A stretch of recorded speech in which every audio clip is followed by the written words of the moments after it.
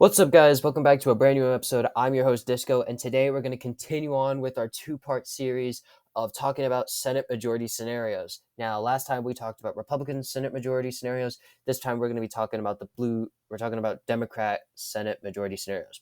Now, last time I talked, like I said before, there'll be two scenarios where either party could get a majority, and then there'll be a dream scenario, their best night. It's like if they had so much alcohol and it was an opposite of a car crash. So yeah, let's get right on to it. This is from the previous video, and that's my downloads. All right, so where do we begin with our Senate majority for blue? Okay, once I get my notes ready, that's my notes, and that's my teacher. Okay, my Senate. Yeah, I understand. We need to take tests down in these schools. Now, the first scenario would be a 51-49 Senate majority. How would that work? Well, we're going to first put in all the Senate seats that they currently hold. I'm actually going to put the Republican ones just for contrast. Currently, Republicans hold more in this Senate election in this class. They hold more Senate seats in two classes, while Democrats hold more only in one out of the three classes. There's no real even. It's never really been even before. I don't think it has ever been even in quite some time. So yeah. So what would be the scenario that Democrats would get a 51-49 Senate majority? Well, it would be the most likely flippable state, Pennsylvania. Now, is it likely that the Democrats will flip it? I do not know now. I said in the past that Pennsylvania is now leaning towards Democrats. I was mistaken. By the latest polls, it is now more likely that that the Republicans will hold it. As you can see, it has been narrowing up a bit. This will be a better show. Yeah, because as you can see, Fetterman had a 10-point lead at the beginning, right after in August, and then you look, it's double digits. Oh, it starts to go. Oh, it's double digits. Okay, it's up again. No, and now it's narrowing down, and we're just right before the election day. Now, when is Pennsylvania's first Senate debate? I actually do not know. Pennsylvania Senate debate. I know my spelling is terrible. On October 25th.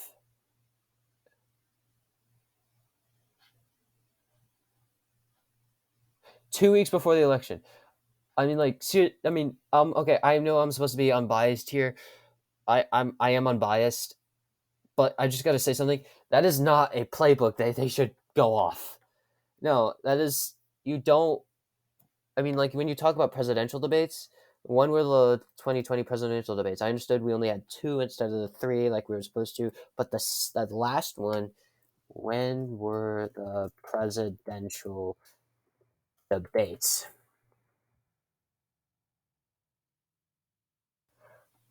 Yeah, it was October. Oh, okay. So it's not the worst thing, but it's definitely not the smartest strategy to have a debate 2 weeks before the election. In just my opinion. But still, let's get back right on it. But it is narrowing down a bit. So Democrats picking this up is now it's moving away from them. May I remind you what happened in 2020? In 2020, Biden was leading by 4 points. Actually, if you consider with the polling error that actually Fetterman does have a shot at winning, because it's a polling error of about just over 1 point. No, not 1 point, 3 points.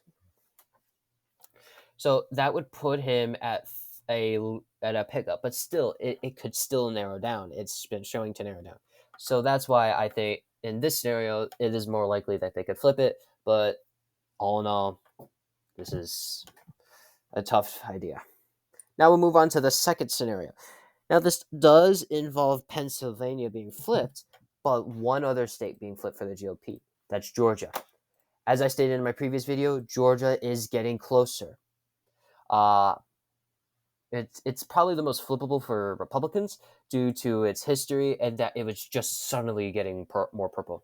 Well, not suddenly, but it's been getting quite more purple and more purple, more purple. If I can find Georgia on here. Yeah, as you can, well, even with the margin of error, there still could be a polling error because look at this polling. It is a dead heat, and yet Biden's still in it. So yeah, I was like, not much of a polling error.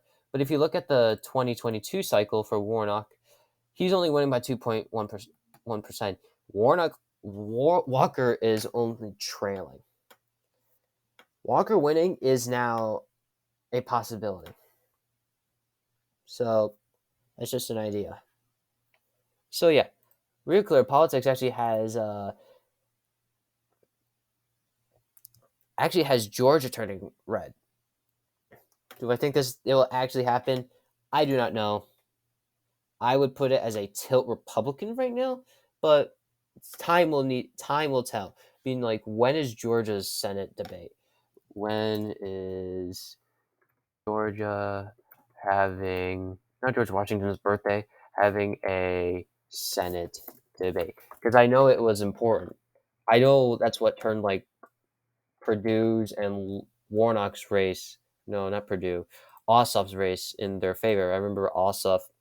These Let me make it clear that these debates actually have a purpose and they do help. Ossoff controlled the debates during the 2020 Senate elections, and he actually won where Purdue didn't show up.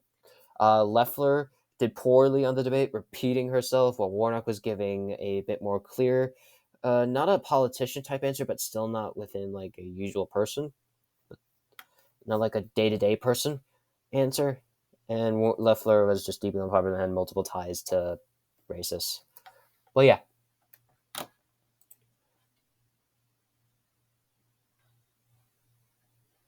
Warnock and Walker. Okay, when is it though? That's my question. Okay, it will be in Savannah on October 14th.